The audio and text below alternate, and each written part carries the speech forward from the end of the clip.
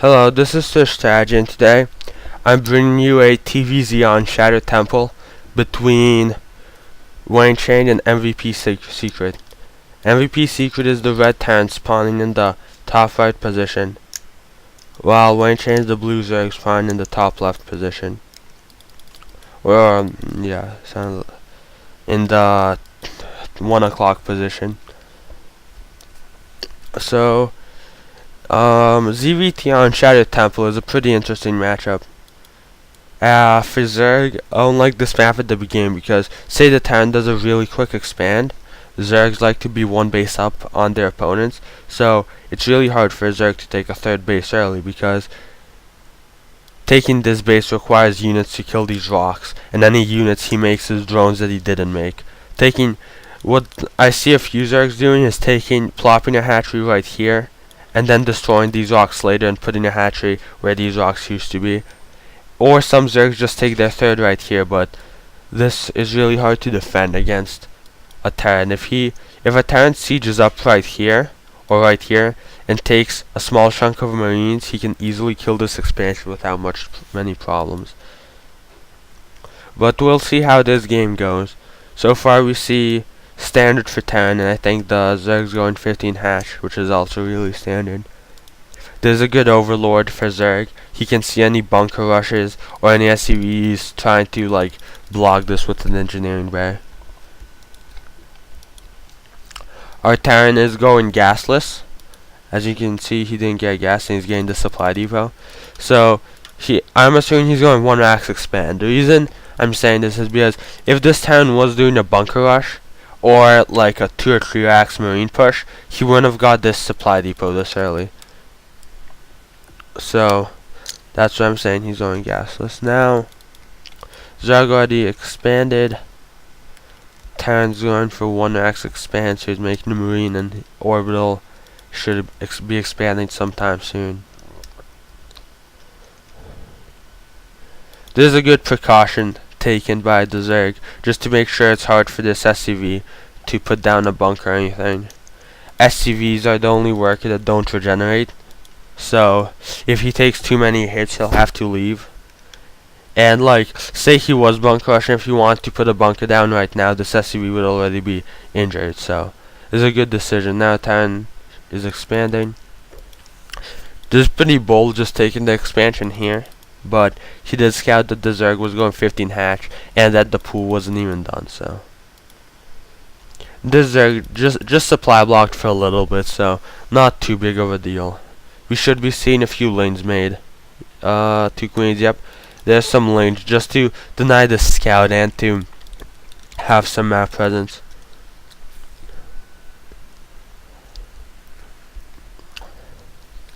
Now, I really like this opening for Terran on this map because a lot of Terrans also do Reactor Hellion openings against Zerg, but on this map, Reactor Hellions aren't that good because what Reactor Hellions really force the Zerg to do is they make it a little bit hard to take a third base or to pressure him early. Well, on this map, the Zerg's not going to take a third base early anyway, so the Hellions can't swing around and harass the third either. So that's why I don't think Reactor Hellion openings are as good on this map. Now the expansion going up for Terran. Both players just macroing up right now. Now, just poking in here just to make sure there's an expansion here. This is a pretty good wall for Terran. If the Zerg was going for some sort of baneling bust, he would have to spend a lot of banelings on these barracks before he actually hit anything, especially if the Terran walls this off with another barracks or a few supply depots. This is a good spine crawler by Zerg in my opinion because he doesn't exactly know what the Terran is going right now. I'm assuming he knows that the Terran 1 racks expanded just because of this early command center and all these barracks, but say the Terran was going fast Hellions, this spine crawler would be useful, or if the Terran was doing a really small push with Marines, this would still be useful to defend. He should leave a lane at the Zalnaga that would definitely be smart, because as I said, the Terran's just pushing out with only 9 Marines, it looks like. So if he saw this coming, all he would have to do is make like a round of Zerglings and he'd be completely fine. But as you can see, he just made all drones and he doesn't have much. Let's see, he has 2 larvae here and 1 larva here, and he's just spent it all on drones. Now he has 3 and 2. So I don't know if this is gonna go too well. And now we should be seeing some lanes in production. Oh, and the Zerg is supply blocked. So this is just like, if he saw this would have gone a lot better. Now he's gonna have to take some considerable losses here. He's gonna lose this queen. That's really bad. He just lost production. He might. I don't like how the Terran focused the Overlord. He could have gone this queen pretty easily. Finally making 16 lanes to mob this up, but really the Zerg took more damage than he had to. Lost an Overlord. Now he's supply blocked again. Alright, good. He didn't lose this queen, which is good, but just losing this queen in itself was, he just took more damage than he had to. He lost a queen and a spine crawler really for no reason.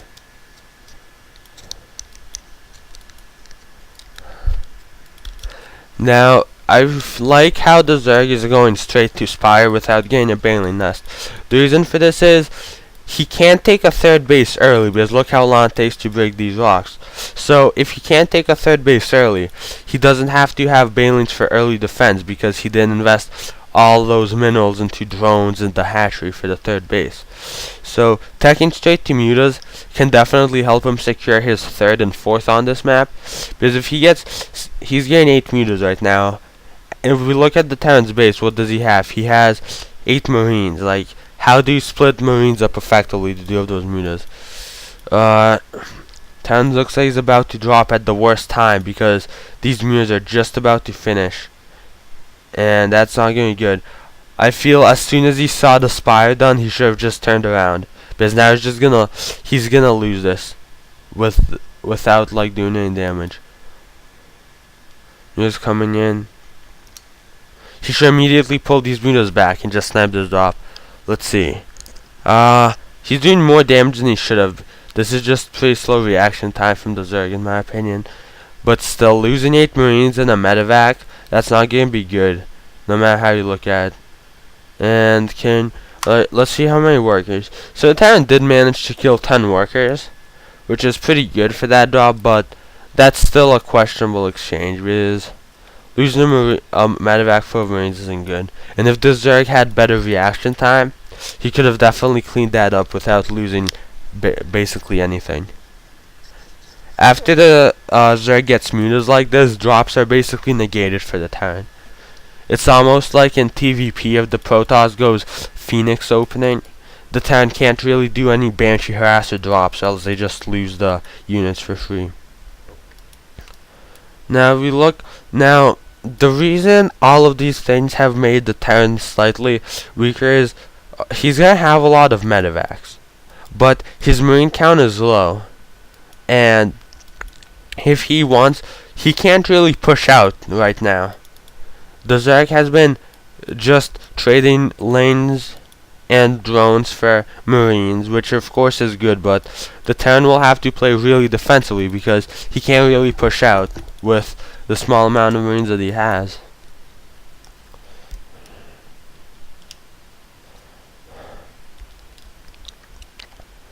Let's see. Getting +1. Zerg just still making mutas, getting upgrades, which is always good. Now finally getting a Baneling Nest, because you always need one if you're going lane Baneling muta. You can't just go pure lane muta, because basically pure Marine medevac is really good against that. Lanes are good against Marines early game when they can get complete surround, but if he has a ball of Marines, only some of the lanes will do damage, while all of the Marines are constantly doing damage. Alright, so I don't really like this push right now, because this is a +1 timing push, but having only 2 tanks isn't that good, because he did invest some money into this tech. He invested 100, I think it's under 100 for siege tech. He invested in this factory, but he only has 2 tanks to show for it. Tanks do really well in large numbers, and if you lose them in small numbers like this, it's gonna be really hard to gain a tank count. Say you have a tank count of 10 or 12, that's really strong. It's really gonna be hard for Zerg to deal with it. But if you keep losing tanks in small groups of 2s or 3s, the tank count is gonna be down. Although the key for Zerg's winning in TVZ, or one of the key things, is just keeping the tank count low. And I think this push is gonna go really badly. The other thing is, think about, let's see, he has 24, he has 32 Marines. He could have had about 50 Marines and a 5th medevac if he didn't drop and if he didn't have this small engagement. So if he was gonna do some big 2-base push, he should have just stayed at home and waited, because he could have had 17 more Marines with +1 with this push, which I think would have made a big difference in how this would have turned out. So now, as we can see, the Terran just moving over here, sniping a few creep tumors, and sniping overlords. The Zerg just doing what Zerg should always do, just waiting for the last possible moment to do this. And now this is just not gonna go end well for a Terran. Now tanks being sniped, all these Marines are really low, and now the Zerg is just gonna win. And the reason why I think this went really well for a Zerg, first of all, the supply. The supply is just astonishing towards the Zerg right now. Also, the Zerg didn't lose any mutas. So he got the Terran's tank count down while he didn't lose any mutas. Now the Zerg doesn't realize how ahead he is right now. If he flew all these mutas in, he would win the game. Terran only has 12 Marines versus these almost 24 mutas. Yeah, 22 mutas versus 8 Marines is going to be really easy to win. So now I think the Zerg basically has this game. That push was just not a good timing to do. He should have at least scanned to see what the Terran's army was like. And against that many mutas, you definitely want more Marines.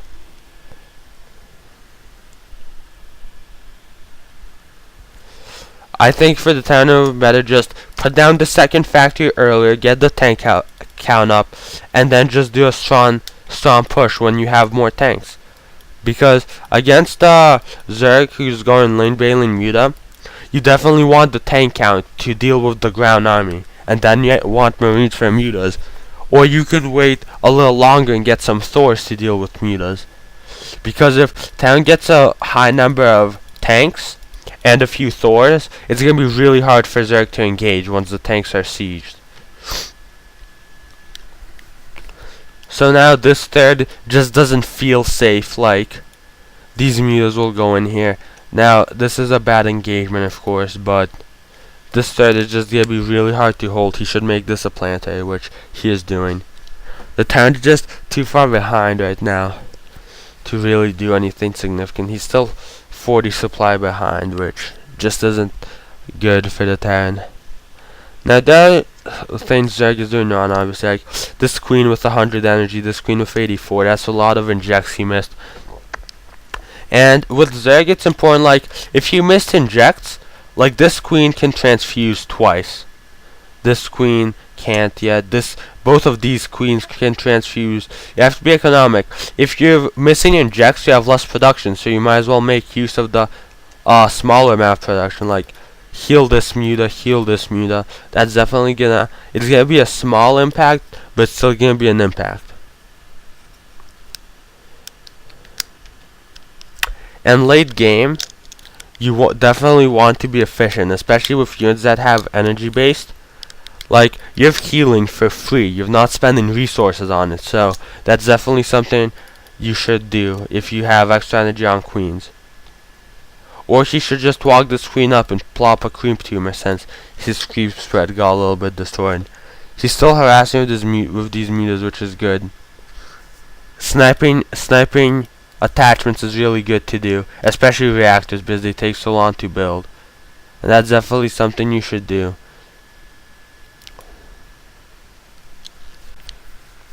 Also, every time the Terran stems, you're keeping the energy on the medevacs down for later, which is also useful in the engagements. Because what's the point of the Terran having 4 medevacs if they have almost no energy? Like, look how quickly the energy of this medevac is going down. Having small engagements here and there. This really good move. He knows all the Marines were up there, so picking off tanks, if he can, is really good. He should be focusing tanks more. Like, I'd have liked to see him focus this tank down. Maybe get this tank. Now, the reason... Now, the Terran didn't equalize, but he does have a stronger holding because it's really hard for Zergs to just break through these tanks. Especially with Thors coming out to deal with mutas, it's going to be really hard for the Zerg to deal with it now. Now this still really looks really unprotected because if you think about it, against mutas, like, this is why I like this map for Zerg late game. The mutas just fly in. And the Terran's really disoriented. Like, he has this, which is really good. Lanes can't just run to these expansions. But mutas, like, if a mutas come here, they're gonna harass this. If they come here, they're gonna harass this. He can't really keep his Marines in a comfortable position, especially with this ball of mutas.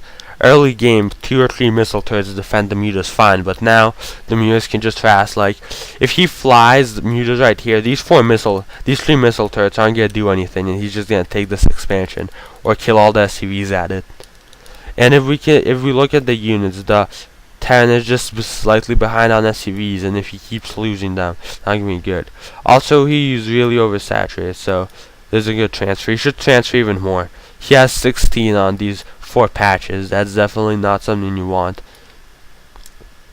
He has no saturation on this base. He has almost no saturation on this base, and this base is, there you go. Now pulling. I feel like he should pull part of these to this expansion though, and he should keep making SCVs, which is another thing. Look, this is what exactly I'm talking about. When he flies here, the Marines are all positioned over here, so it's gonna be really awkward to run them all the way there.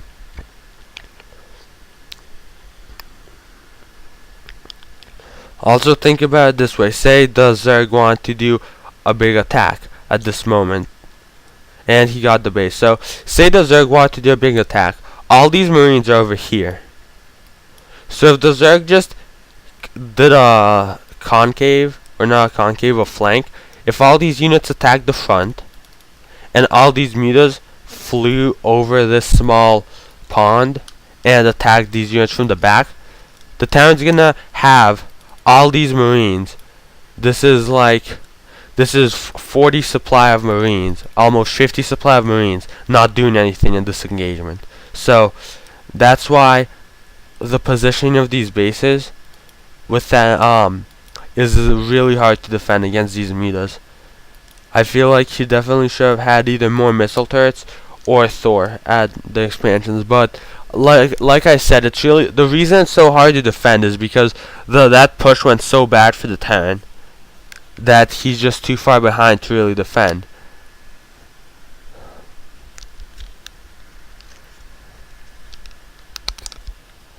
Like, just picking off a few workers here and there, like, the Terran didn't cancel these missile turrets, so just picking off small things like that. And now this is not good. Like, the only way the Terran could get back into this is if the Zerg did a really inefficient exchange. But now Zerg sees this whole army. He's just gonna move in while these tanks are on siege, and now he's gonna get a really easy win. 6 on siege tanks is really easy to kill, while 6 siege tanks is really hard. Like, the Zerg just, now the problem with this engagement was the Zerg traded efficiently, besides these Museries authorities, but the Zerg traded efficiently, and he has a lot more money stocked up to remaxed. At least if the Terran stayed here, was sieged up, if the Zerg attacked, it would have been efficient for the Terran, but the Zerg had more minerals, so it would still be Zerg favored engagement. But this is just GG right here. Like, there's no way the Terran can come back now. Zerg can remax instantly. He's gonna lose this expansion for sure. He can't protect it against this. He can lose all these workers. He's gonna lose these Marines. He just has nothing anymore. He has no mining, and I'm expecting a GG at any time from this Terran.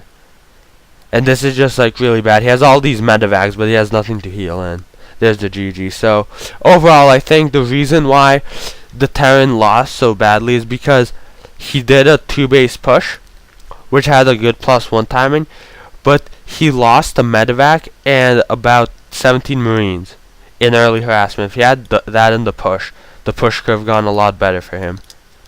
And it definitely, the Zerg didn't have that many Banelings in that engagement. He only had like 2 or 3, so that definitely could have liked better. So if you like this cast and you want to see more casts, please subscribe to my channel and watch my other videos.